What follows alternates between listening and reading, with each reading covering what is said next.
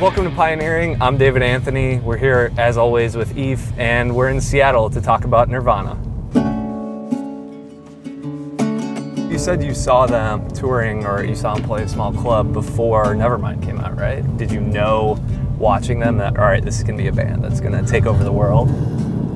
Yeah, it's funny. I was thinking about that. So I saw them in Boston with a bunch of other bands, and they were one of the last bands, and people had already kind of filed out. So I saw them play, you know, their show. They did songs from Nevermind with maybe a dozen other people just kind of bouncing around, and they did their show. I mean, they played as if they were playing to, like, you know, 5,000 people. They did a huge show, and they smashed all their equipment at the end of it, which you got to respect, you know, if you're gonna smash your instruments for a dozen people.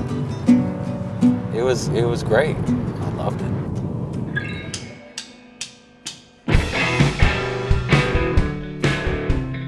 Why did you choose Polly? I think of all the songs in the Nirvana catalog, it was one that we felt translated well for us as musicians.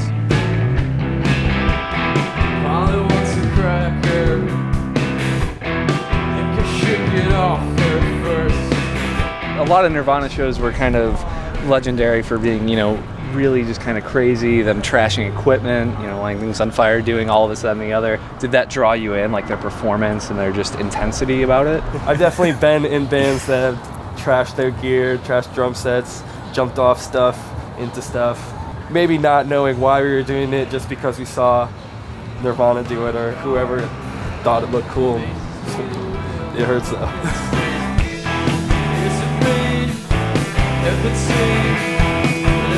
It's 20 years now since Nirvana ended. What do you think has kept people discovering them and kept people falling down that rabbit hole time and time again?